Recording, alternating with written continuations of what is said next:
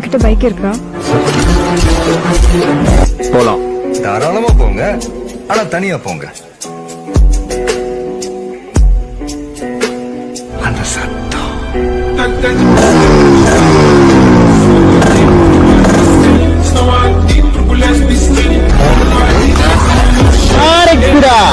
ஒரே ஒரு திராட்டில் தான். R15 லெப்ட்ல போயிரும், டியூக் ரைட்ல போயிரும்.